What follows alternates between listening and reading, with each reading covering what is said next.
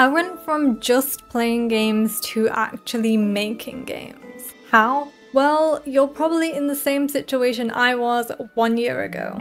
One day, I was at my PC playing games, and suddenly, I wish I could just make a game that I'd actually love to play. Well, maybe not that exact situation, but something similar. Let me know in the comments. If you want to start games development right now, but you have zero coding experience, no game dev knowledge, and you don't know where to start, well, I'm here to tell you that is 100% possible, and I'm going to share my experience of how I did it so you can learn from my mistakes and start making games. So how did I start? Well, initially I already knew I wanted to focus on the programming of games, but for someone who's never really touched code before, it's pretty intimidating. But from my research on Google, I came across the two languages, C++ and C#, and they were most commonly seemingly used for games. People tended to recommend C# as it was the easier of the two, and as someone that had never coded before, I'm gonna choose the easier language to learn. I found some resources to learn C#, so I signed up for Codecademy and begun my learning. I found the course quite fun and beginner friendly, and I didn't even need to download any programs, it was all in browser, which is nice for beginners. Soon after learning the basics of C#, I learned about game engines. Game engines are basically a framework to make games on, and they have all the functionality you need to make a game. Because I chose C# as my language, it was natural to go to Unity game engine as that uses C#. So that's exactly what I did.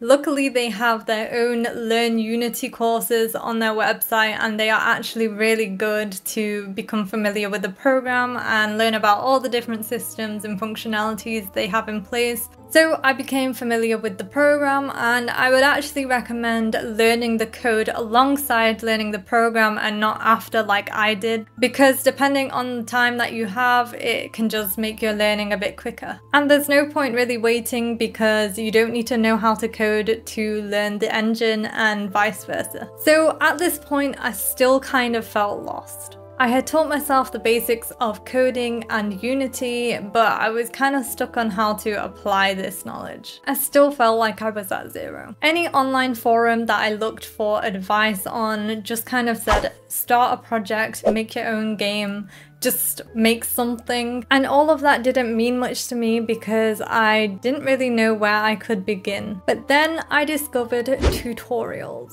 I wanted to make a platform game, so I found a few tutorials on it and just got started. I even made a game design document just to write what I would include and what the objective of the game was. And I also did a sketch to give me an idea of what I wanted the game to look like. And I immediately got carried away with the pixel art, and I do not recommend this. If you're most focused on the programming, I would recommend to go onto the Unity Asset Store, and there's loads of assets there for 3D and 2D free. And you don't want the art to be another barrier to entry where you feel like, oh, I have to learn to draw now or model, because you don't.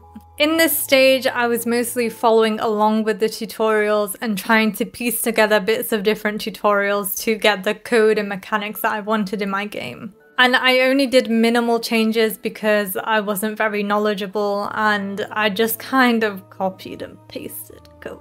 But alas, I had completed my first game. I was really happy about it. I was really sick of pixel art, and I was just happy that I achieved something from the moment that I felt like I don't know what I'm doing, and then having a fully functioning game, mostly functioning. And I finally had an idea of what was needed and what steps were involved to making a game. I repeated this process a few times until I felt more confident about bringing my ideas to life, and now I have a bunch of completed games, and each of which has been a different learning process. But it wasn't all sunshine and rainbows. Although I had completed some projects, I still didn't really understand what I was doing, and I was heavily relying on tutorials. And I wasn't really able to write anything from scratch myself. I go into more detail in another video, but long story short, I had to take quite a big step back and try and do things from scratch and code basic mechanics by myself, which was actually kind of a turning point for me, as I think my progress has accelerated from that point onwards. So now, instead of YouTubing how to make X type of game, I was coming up with my own ideas and then using YouTube tutorials as a tool to kind of fill the gaps in my knowledge. And this really helped me branch out from standard platformers and endless runners. I'm actually currently working on a cozy game in Unity, and I'm going to be posting a video on that next week. But now I'm here, I am 1 year into my game development journey, I am still learning so much and I'm barely scratched the surface. I'd also like to give you some general advice, maybe a warning,